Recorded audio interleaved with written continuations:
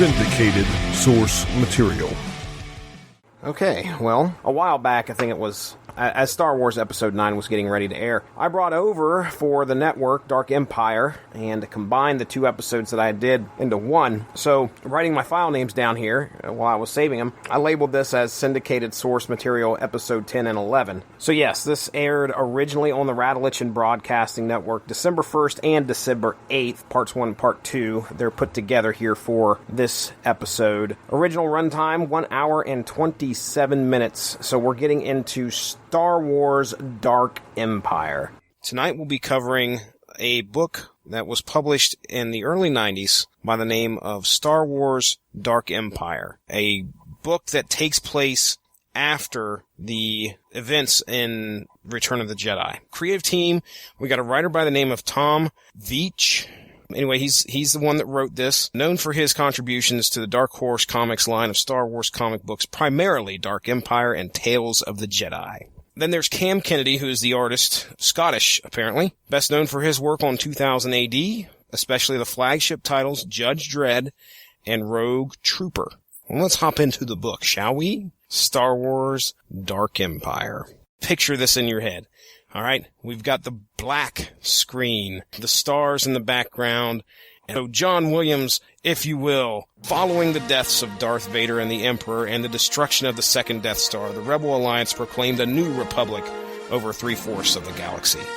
But without the thousands of Jedi Knights who formed the backbone of the old republic, the new Confederation was a precarious one. Long years of struggle ensued, during which Imperial factions consolidated control over 1/4 of the galaxy.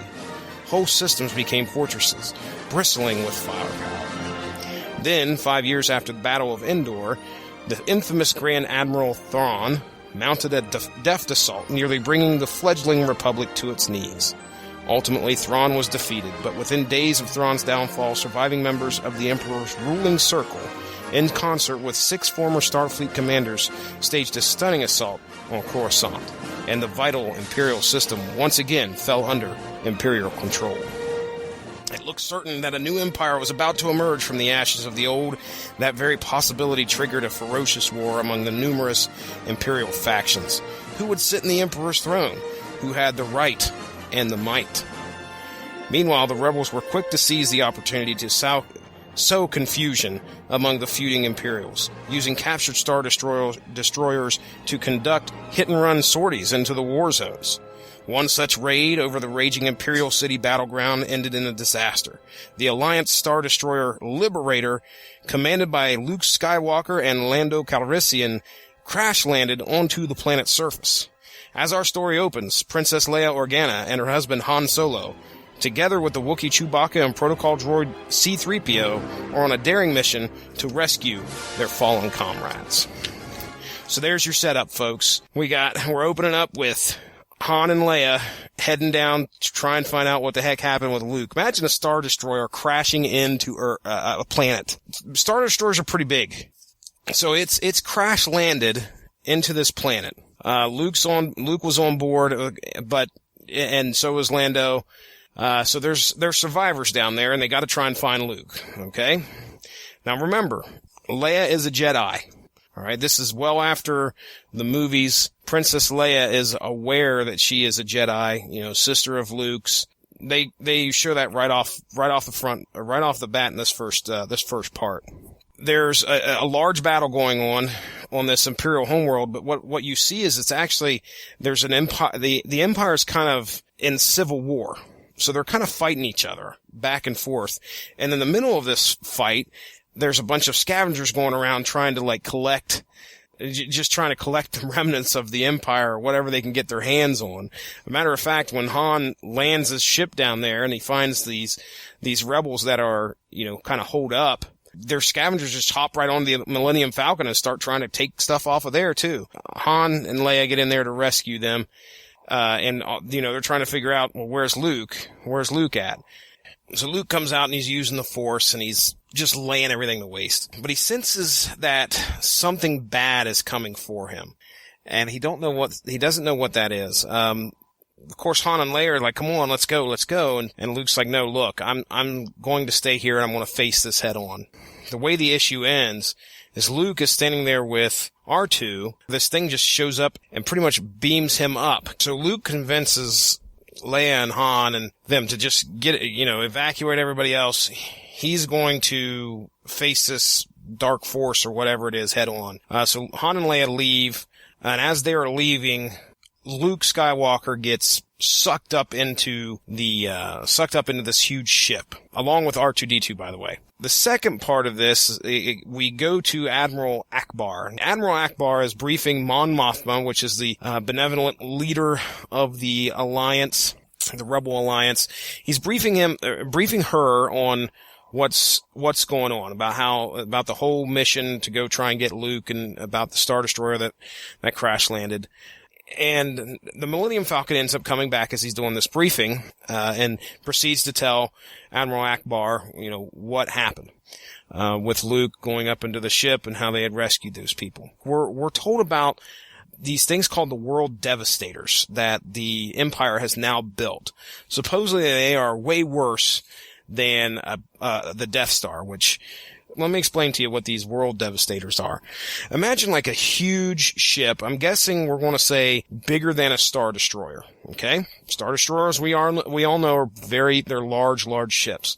Bigger than a Star Destroyer that would come down onto the Earth, and they describe it as having these great furnaces, but it's almost like a vacuum cleaner going across the Earth, where it's sucking up everything, buildings and vegetation, and shoving it all into this World Devastator. But the crazy thing is that this thing is like a big instant recycle bin, where it brings this stuff in, takes all these resources that it's now sucked up off this world, and they turn it into like TIE fighters and other ships. Immediately are able to create more weapons of destruction, I guess I would say. How you can try and say that is more of a threat than the Death Star itself, I don't know. I mean, when you can move, or when you can bring a planet and just death ray a planet to where it explodes, I think you've got that one up on the World Devastators. But so these things come down, and it's just like a big vacuum cleaner. It just turns everything into more weapons of destruction. All right. So the Empire is now using this on Admiral Akbar's homeworld, Calamari. Calamari is actually getting hit right now by the Empire as these guys are talking. In this particular portion, also, Leia regrets leaving Luke behind. She feels that what she has done by separating from her brother is left him to, she's worried she may have left him to die, or may have left him to, in the dark forces of the Empire. They now cut to Luke and R2-D2 aboard an Imperial dungeon ship. So they brought Luke up. He's somewhat captive, although he makes it very clear to them that if he wanted, his captors, that if he wanted to escape, he could, because obviously the Force is strong with this one. He's a Jedi. He's on board this dungeon ship, and they're orbiting a planet by the name of Byss, BYSS. Apparently this is it's in the galactic core, which is it's heavily defended by the Empire. And of course, Byss, boy, doesn't that sound scary. We'll call it the Abyss, but take the A off. Luke ends up getting transported to an energy cell to where apparently this can hold a Jedi. His captors are like, okay, we're going to take you to our leader, pretty much. We're going to take you to the one person that set this stuff in motion in order for us to get a hold of you, and told us to capture you. So they take him into this room. There sits none other than the Emperor. The same Emperor that died at the end of Return of the Jedi. The same Emperor that Darth Vader lifted above his head and threw into that never-ending chasm. He's sitting right there in his old wrinkly old roby self. Now we find out that the way that he lived is that he's transferred his essence, his life essence, into clones, so that his dark spirit would live on. So somehow he transfers, even though his body withers away and dies, he will transfer himself over into a clone and continue to live. So that's how he's back from Return of the Jedi. This is a very crucial part of this book, because Luke realizes, I mean, immediately he's like, I ready to kill ready to kill the Emperor. He can't believe he sees him, number one. And number two, he's like, okay, well, I'm going to have to kill him because he's back. The Emperor is talking to him and saying, hey, look, I want you to be my student and I want you to help me rule over the galaxy.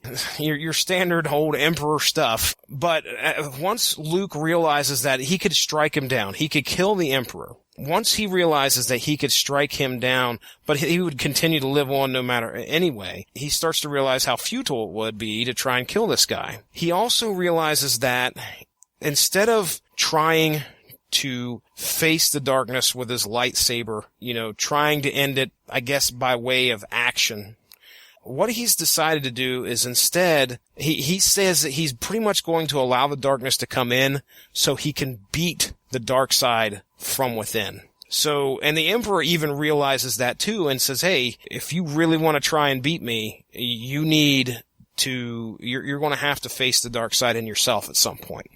So Luke relents, puts his lightsaber away, and kneels to the Emperor. The cover of one of the issues is a Luke Skywalker who is clad in black, holding a lightsaber, he looks very, very dark. So yeah, Luke Skywalker, my friends, just went over to the dark side. Now, at the end of this part, Leia convinces Han, she's like, I feel the sense in the Force here that Luke is in trouble. We need to go find Luke. So she's finally convincing Han. She feels that things are getting worse for Luke Skywalker. Part 3, we're going to open up in Calamari, or by Calamari, which is Admiral Akbar's home. And the battle is still waging there between the Empire and the Rebel Alliance, as the planet Calamari is getting hit by the World Destroyers. The World Devastators. They call them a couple things in here. World Destroyers, World Devastators. Lando Calrissian, Han's good buddy, ends up taking one of the other stolen Star Destroyers that the Alliance has and shoots towards Calamari real quick. There's a big battle that goes on. You're left with seeing this World Destroyer that's out in space starting to do its vacuum cleaner thing. It's about the best thing I can say, where it just kind of starts enveloping the front of the Star Destroyer and just starts tearing it apart. As soon as that World Destroyer or World Devastator hits whatever it's going to do, it just starts dissipating it, starts sending it to oblivion, deconstructing it. That's probably the better way to talk about it. So you start seeing the Star Destroyer, the pointy end of it is starting to get deconstructed and falling apart. And well, we know that Lando and his crew is in big trouble. It's time to get the hell out. Leia, meanwhile, is getting more confirmation that Luke Skywalker, her brother, is now being influenced by the dark side. She's talking with Han as to how in the world are we going to get to where he's at, because I'm pretty she senses that he is in the galactic core. And of course, Han's like, man, there's no way I can take the Millennium Falcon in there. I'm going to need some help. What he ends up doing is he remembers that he's got some friends that run a freighter into the galactic core. However, these friends are located on a planet by the name of Nal Hutta. You may recognize that second name there. Nal Hutta is Jabba the Hutt's birthplace. Now, if you guys are familiar with Star Wars lore, which I imagine you are since you are listening to this, Jabba the Hutt was initially interested in capturing Han Solo due to some, I'm guessing, some bad business dealings. We'll put it mildly like that. And in Return of the Jedi, Han is frozen in carbonite, ends up escaping. Leia ends up killing Jabba the Hutt by pretty much strangling him. So these guys, Leia and Han, are now heading back to the birthplace of the Hutts. Let's just say they're wanted dead or alive. And this is a very lawless planet, bounty hunters galore. But, Han's like, these are the only people that I know. I have some friends there that can get me into the galactic core. So they take the Falcon, the Millennium Falcon, and head over to Nal Hutta. They finally get landed safely on the planet, albeit there are some issues getting there. Now, let me tell you something. Right off the bat in one of these panels, as soon as they show up on the outside of Nal Hutta, there's a bunch of spaceships hanging out around the planet, one of which definitely looks like Boba Fett's ship. Okay, so they make it down there, and as they're walking around, Leia actually runs into this decrepit old lady who's talking about herself and in third person, and she's yelling at Leia like, "Hey, you're a Jedi, I know it, I can sense it." So Leia goes over and talks to her, and I mean, it's a really old, looks like an old homeless lady, in this robe. Leia's talking to her, "How do you know I'm a Jedi?" And, "Oh, I can sense it." And her name, by the way, is Vima, V-I-M-A, or Vima. She gives Princess Leia a lightsaber. It's an old lightsaber from, I'm guessing, the Old Republic. Now, of course, at first she doesn't know what it is, but she walks off with it, and Han distracts her. She looks over at Han, turns back, and Vima, whatever, she's gone. But she still has this, lightsaber. Han and Leia make their way back to Han's old pad. He's apparently still paying rent on a place on Nal Hutta somehow. But, he makes his way back to this old, house apartment thing that he has. And as he's walking in there, he's greeted by none other than the Boba Fett. Of course, they're extremely surprised, as well was I, that Boba is still living. And of course, Boba's there to collect some bounty. Not only, if he can get Han alive, Leia's actually has more price on her head than Han does. So of course we get a battle. Han and Leia escape. Meanwhile, I guess I should have said this prior to them going to his pad. He did find his friends, and he talked to a friend, which actually ended up being his ex-girlfriend, a lady by the name of Sala. She runs this freighter into the galactic core, so he says, "Well, hey, can you hook us up?" Of course, it's going to cost Han a little bit of money, but, he's got the Alliance backing him. Sala says, "Okay, yeah, I can help you out, but we got to work on the ship." Well, she's working on the ship, that's when Han goes back to the pad, runs into Boba, takes off, and of course they get, as they're getting shot at and they're running, they get to Sala's place. Sala's got the ship fixed up. They hop on the ship and are finally able to escape. As they escape and get out of there, Boba knows where they're going. So he's pretty much says, "That freighter is so slow, by the time they get to where they're going in the galactic core, I'll be waiting." So Boba Fett's back, folks. Two people are now back, the Emperor and Boba Fett. Now, back to Calamari. Calamari, the battle's still escalating there. We pretty much jump back to the exact instant we left, where the Star Destroyer is starting to get eaten by this world devastator.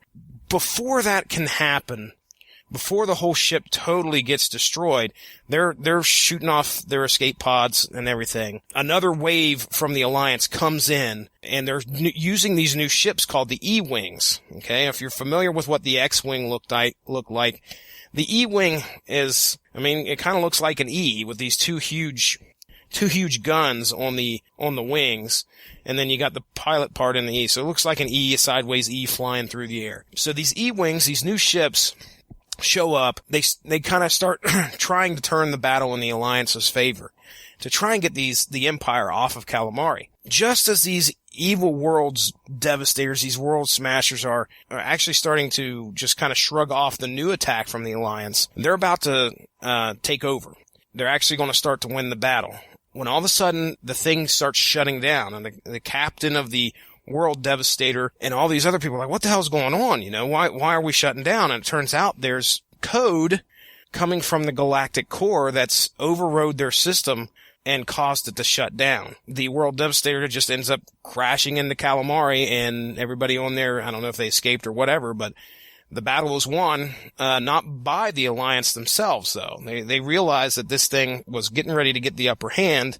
Somehow it self-destructed. We've got that little bit of extra, that little bit of extra there that kind of makes you, well, how in the hell did that happen? But yeah, the master control is on BIS, so, take that for what it's worth. They don't say what happened other than just that BIS sent out commands and shut down the world devastator at that point in time. So at the end of this part, Han and Leia make their way, are able to, they're on that freighter and they're heading toward the galactic core. They make it to BIS, and they're still being pursued by Boba Fett, by the way, who does show up. However, the freighters allowed in. Boba Fett and his slave junk ship, whatever, his slave ship, they don't take too kind to bounty hunters. So, something ends up happening to his ship, and the people that he's partnered with, that Boba Fett was partnered with, he wasn't running alone on Nal Hutta. But they end up getting separated, and I think Boba Fett ends up falling to the planet. And he's still intent on trying to collect the bounty. But that's where we kind of leave Boba Fett. Han and Leia finally make their way to where Luke is. They're able to get to the building where Luke is. So the Emperor and Luke greet Leia and the rest of them. He basically walks up. Now Princess Leia is obviously upset that Luke is with the Emperor and trying to convince him, hey, what are you doing, Luke? This is horrible. I can't believe you've aligned yourself with the Emperor. At one point, Princess Leia takes her lightsaber out and she draws it, and she's got it ready to go, and the Emperor's just sitting there and he loves it. He's strike him down, strike your brother. He's relishing every little bit of it. The Emperor is kind of excited because he now has the only 2 Jedi in existence in his possession. I mean, the Emperor's standing right there. There are the 2 Jedi. One of them has already relented, and he has plans, of course, with Princess Leia, who is the other Jedi. So Princess Leia Han and all of them are following Luke and the Emperor through the palace, and at one point Princess Leia tries to loosen the bolts of like this exhaust vent or something that above the Emperor. If she can get the Emperor out of the equation, it'd be easier to take Luke and get him the heck off of there. She loosens the bolts and this exhaust thing just falls down 2 inches from the Emperor's head. It just basically dissolves into nothing. And the Emperor turns around with this smile. The famous electrical things shoot from his hands, and now, young Jedi, you'll learn discipline. And he roasts Princess Leia right there. Doesn't kill her, obviously, but, zaps her a good one.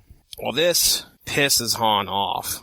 Because, number one, that's his wife, who just got electrocuted. Number 2, her own brother, Luke Skywalker, just sits and watches as the Emperor does this to his own sister. So they take Han and Chewbacca, C-3PO, to a holding cell. There's a point where Han, gets upset and accuses Luke of, hey, that was your own sister. What are you doing? You've obviously turned. You're as bad as your father. He's trying to get at Luke, and Luke's like, no, if I'm going to die, it's not going to be by your hand. And he sends those 3 off to a holding cell. Princess Leia's recovered. She ends up walking to the room with the Emperor. Now, the Emperor's talking to her. The Emperor tells her, he's aware of what Luke did. Now, in part 1, if you remember correctly, or if I remember correctly, I guess I should say, the World Devastators, these huge, massive ships that were on Calamari, one of the World Devastators shut down right in the middle of this huge battle. It got programming or code from the planet Biss to shut down. Well, they didn't really go into who did that, but we kind of had an idea because at that point in time, Luke Skywalker was on Biss.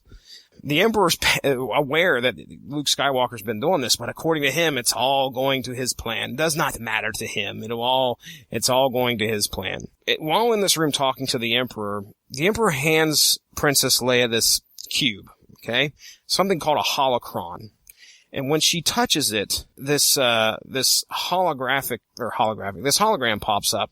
This thing pops out, and I'm going to try and describe it to you. It looks almost like, if you're familiar with what Man-Thing looks like, with the big snout from the Marvel Universe, that's almost what it puts me in mind of. This swampy-looking, mossy Man-Thing is about the only word, with this elephant trunk of a nose, and I guess I shouldn't say that. Looking at it now, he just looks all frumpy and lumpy and has these tentacles coming off of his face. But that's what it reminds me of. And anyway, this hologram pops out, and the name of this thing that pops out is Boda Bass, Bodabaas, Boda Bass.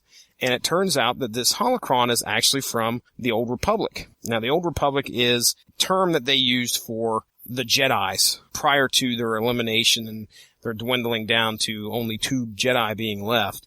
So Boda Bass pops out of there and proceeds to give this warning about how there have been some of the Jedi that have decided to go to the dark side to try and learn its secrets. And all of them failed. He says, 3 to my knowledge, 3 have tried this, perished. Every one of them perished.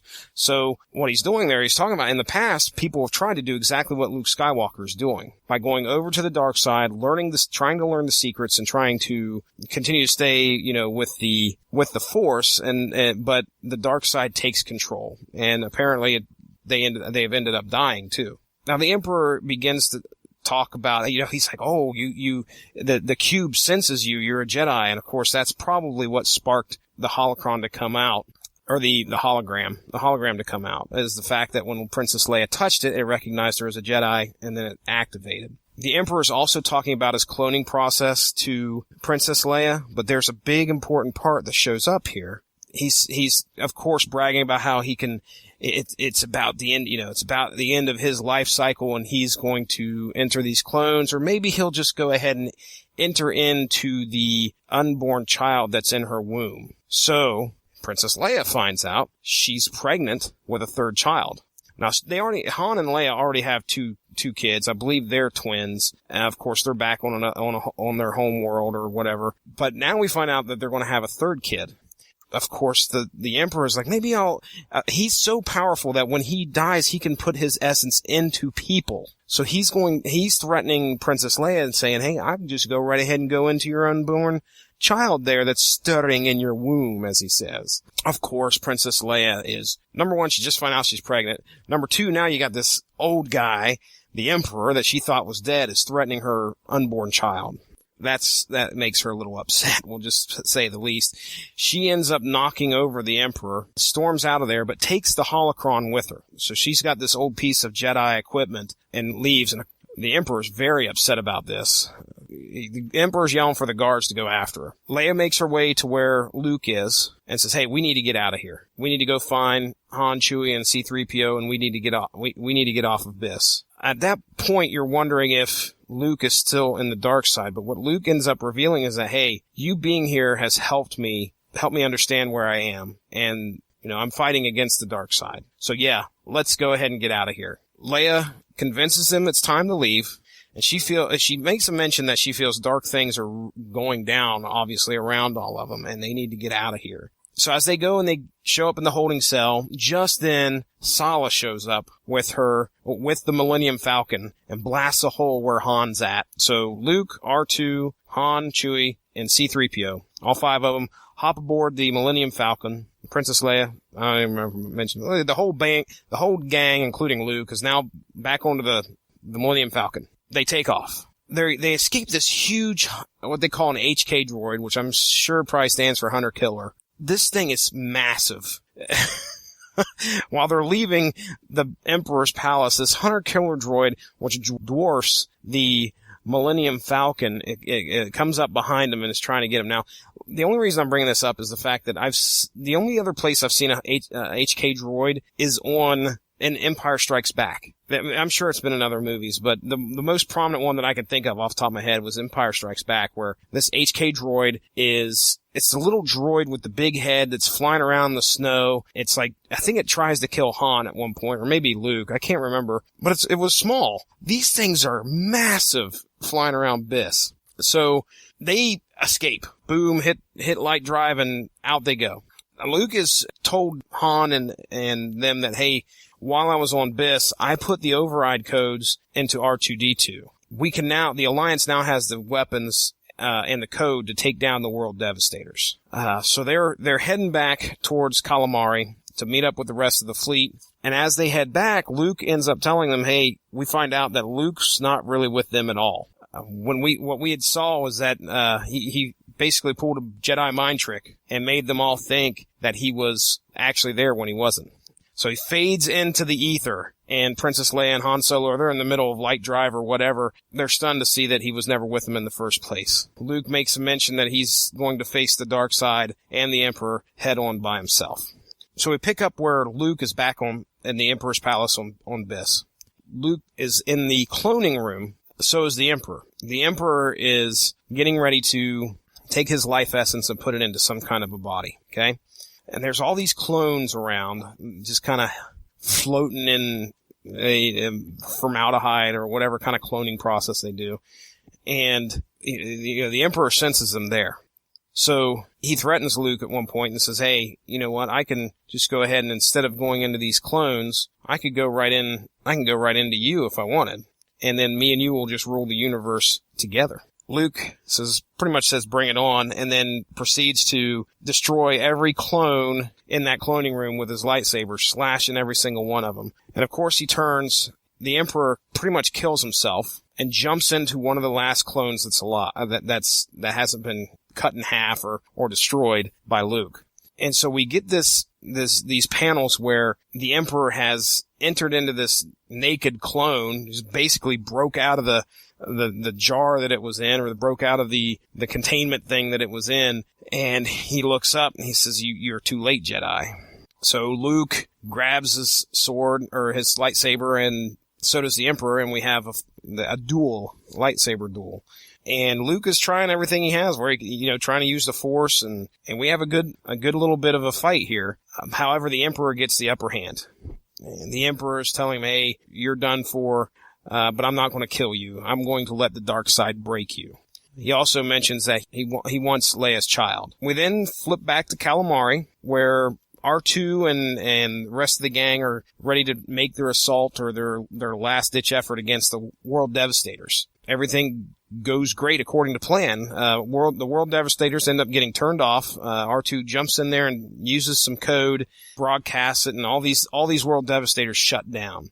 So Calamari's got these big things hovering over the land. Now they're just sitting there. The Alliance, ready for this, mounts an attack on these basically dead in the water World Devastators. Now the commanders inside the World Devastators are like, okay, well, what the hell are we going to do now? So what they decide to do is use their recycling engines to start pumping out droid ships and attacking the Alliance. So we get ourselves quite a bit of a battle on Calamari, but of course the good Rebel Alliance gets the upper hand, and then there's at one point where R2 takes over and says, hey, well, beep boop bop, how R2 says. But anyway, C-3PO has to interpret things for him. Like, he pretty much says, he tells C-3PO that he can make the World Devastators pretty much do whatever he wants. So R2 puts it in the programming to have the World Devastators start crashing into each other. So, and some of them just start diving toward the Calamari and destroying themselves. And that's pretty much the end of the battle on Calamari. The Alliance wins because R2-D2 saves the day, which he does quite a few in the Star Wars franchise. So the World Devastators are no more. Calamari is saved. We head back up to where it's after the battle. Princess Leia goes to rest, and she activates the holocron. Now, Boda Bass shows up again, but what's crazy about this hologram or whatever, whenever she activates it, it's sentient, which is what you kind of see a lot of times in the holograms, but the ghosts of the Jedi that would show up, it's almost similar to that, where they would show up and kind of, Boda Bass shows up and is able to interact with Princess Leia. Well, he proceeds to tell her about this prophecy, and I'll go ahead and read the prophecy here. It's a little rhyme that he says here. A brother and sister born to walk the sky, but reckless brother falls into Darkseid's eye. Jedi sister carries hope for future in her womb. Only she can save the Skywalkers from certain doom. A Jedi killer wants to tame her. Now the Darkseid Lord comes to claim her. She must join against this thief, or the dynasty of all the Jedi will come to grief. So there is the Boda Bass prophecy, obviously spurning and reinforcing the belief that Leia already has, is that she needs to help her brother face the dark side in order to overcome it. So just as this prophecy is read, and she understands what she needs to do, out of hyperspace comes this humongous black ship, and we find out right above Calamari, and we find out that it is the Emperor's ship. So the Emperor has decided to bring himself to where Princess Leia is. So as the Emperor's ship shows up, he tells the Alliance that, look, I'm ready to make a truce with the Alliance. The only thing that I want is Princess Leia, the other Jedi. I'm willing to make a truce. Let's stop this battle. Just give me the girl. Now remember, the Emperor is now a young man. And if you look at him, he looks probably younger than Luke does. And that's one thing you gotta kind of get used to, is the fact that we're not looking at the old, wrinkly old Emperor now. We're looking at a younger, more virulent Emperor. So anyway, he shows up and says, hey, I want Princess Leia. We'll talk about getting a truce. Han Solo's like, screw that. We're just going to blast you out of existence right now. And Princess Leia's like, no, I'm going to go. I'm going to go over there. I'm going to face this. I need to. Obviously, the prophecy that she just read is kind of helping her make this decision. She willingly goes over to the Emperor's ship, gets off of the gets onto the Emperor's ship, and of course there sits the Emperor. And the Emperor, he's like, give me back my holocron. So this piece of equipment is pretty important to the Emperor. He wants it back. And Princess Leia's like, no, I don't have it. Sorry. Well, of course that frustrates the Emperor, and the Emperor again threatens her unborn child. The Emperor reaches out towards her, and this electrical shock goes through his hand. He's yelling, curse you, Jedi, curse you. He's like, no, wait a second, there's something better. I won't curse you. And he calls in Luke. So Luke willingly comes in. He says, I know you can do this, Luke. I want you to bring her to the dark side. Then both Luke and Princess Leia square off. Both have lightsabers. Both are ready to face each other. They don't get into a fight, but they're just about to. They have their lightsabers drawn, and Luke is begging his sister to help him. I'm too far into the dark side. You've got to help me. So Luke is aware of what he's doing, but the dark side is influencing his decisions, but he begins to beg her for help. Princess Leia ends up talking to him and pretty much is able to bring him back before the fight even starts. The Emperor is not happy about this at all. He is yelling and screaming, curse you, Skywalkers. They then proceed to battle. It's a battle between Luke and the Emperor. Princess Leia steps aside. This is probably the climactic battle scene for this whole book, where we get the electricity fingers from the Emperor, and Luke grabs his lightsaber. They start fighting. There's a point in here where Luke gets the upper hand, and surprise, surprise, Luke gets the upper hand by cutting off the Emperor's arm, or the hand that's holding the lightsaber. Now this is funny because this is probably the third or fourth hand in this book that's been lost, either due to a lightsaber or some kind of something going on. At one point in the beginning of the book, Luke actually takes his, I don't know if you guys remember, but I don't know if it was from Return of the Jedi, I think it was, or at the end of Empire Strikes Back, they put a new hand on him after he had got his own hand cut off by his father, during a lightsaber duel. So he takes his own hand off and has the dark side, or it has the medics on Biss are creating him a new hand. So he at one point he doesn't have a hand. One of the guards that grabbed Han when Leia and them first showed up on Biss, she drew her lightsaber and cut his hand off. And now we have another hand that gets cut off. The Emperor's hand gets cut off by Luke Skywalker. Well, with the Emperor in dire straits, he's now at his wit's end with these Skywalkers. He decides that he's going to create this thing called a Force Storm. That's the first time I've ever heard of this, but they look out, Princess Leia and Luke look outside, and there's this dark cloud, this huge dark cloud that starts being created, I guess I should say, that outside in space, and it just starts vaporizing the fleet, the Alliance fleet. They're trying to figure out what's going on, and of course the Emperor's over there going, hey, yeah, that's a Force Storm. Luke is kind of aware of what that is. He mentions that he'd been reading some of the books and getting into some of the dark side stuff, trying to learn the dark side arts. He tells Princess Leia what he's doing is actually creating chaos, and he has very little control over what's going on. So Leia and Luke have to figure out a way to, end this Force Storm. Of course, what they end up doing is, instead of killing the Emperor, and it's kind of like they start meditating, and this white light starts to appear, and you just see Luke and Leia kind of standing there with their eyes closed, and the white light is actually coming from Leia's stomach.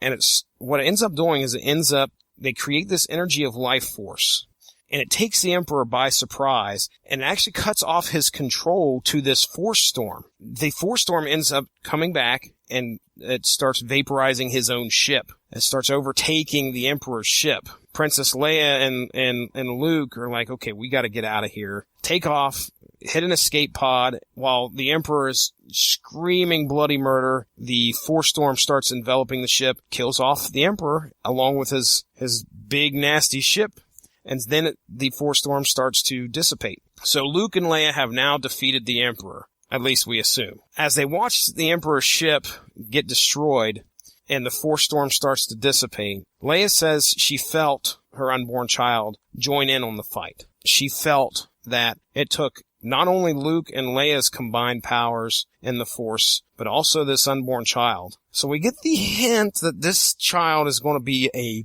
pretty big deal. He or she is going to be wise in the ways of the Force and is already an active participant in it. So Luke looks at Leia and says, now that we've got the holocron, we have your unborn child, great things are coming. This is what he says. Your children, the holocron, this is the beginning, Leia. I feel it. Great things are coming. The Jedi Knights will rise again. And that is the end of Star Wars Dark Empire. I'll give you my closing thoughts on the book. Like I said, it's a book that I read back in the mid-90s, and I enjoyed it, back then. And it was good to kind of be able to pick something up. And granted, there was a ton of material out there already on Star Wars.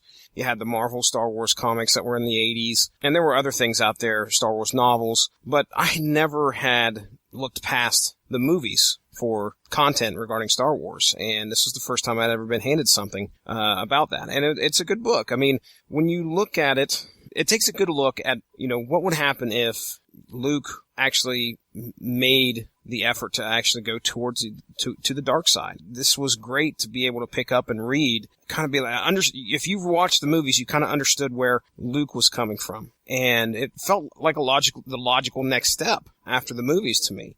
It didn't feel like it was too far out. The characters in this book are all characters that I'm familiar with. We have some great reappearances from some of the characters in the films. Obviously your standards, which are Luke, Leia, Han, Chewie, R2-D2, C-3PO. You see Mon Mothma in there. You got Admiral Akbar. But not only that, Boba Fett makes a reappearance, and obviously the main villain of this book is the Emperor, who's now come back. We learn some of the things which I don't think were covered in the films in any way. The Emperor's new power of being able to just jump into any body. His threat to Princess Leia to go into her unborn child. I mean, that's pretty screwed up. You didn't see that in the films. Or at least the original trilogy. I remember I read this before, the prequels came out, and I read this way before, probably about 3 or 4 years before that had happened. That was neat, to be able to see how, he's got this power that was not explored in the original trilogy. That kind of took us to some familiar settings. Jabba the Hutt's homeworld. They didn't have Jabba the Hutt, obviously, because he was dead, but, kind of a good way to sneak him in there is, let's take Han and Leia to the homeworld of Jabba the Hutt. So you got that, kind of got that familiar tension in there for Han Solo. And, but regardless, I enjoyed the book for sure. This book does a great job of setting some things up for what is coming next in the Star Wars universe. Luke says this is the beginning. It's not the end, it's the beginning. Luke in this book has journeyed to the dark side, and he has realized an important lesson. He's realized the importance of family and those that care about him. They're essential to keeping you from making grave mistakes. And no matter what, they are willing to do anything to bring you back from the brink or the precipice before you make that catastrophic fall. So what's in store for Luke and Leia and the rest of the gang and the possible resurgence of the Jedi Knights? I guess we'll have to get the next book and find out. This is the first of 3 books. Dark Empire Part 1, there's Dark Empire Part 2, and then we have Empire's End. Obviously some stuff's going to happen after this book. I think I read Dark Empire Part 2. I don't recall reading Empire's End. I'm going to have to see if I can make a conscious effort to see if I can find those books. I'm sure my local library hopefully will have those, or at least we'll be able to find them somewhere in the state of Ohio. One of the peculiar things that I noticed, again, I'm not the biggest Star Wars, buff. I don't know all the trivia, and I don't know all, a ton of the characters' names or anything like that. But one of the things I thought was pretty peculiar was the fact that the word Sith was never mentioned in this book. And I thought, well, obviously in the prequels to the films, 1, 2, and 3, Dark Lord of the Sith or Revenge of the Sith, very prevalent in there. So I was like, well, when was the term Sith first used? So I was thinking, well, it must have been used afterwards when they did the prequels, in 99 or something like that.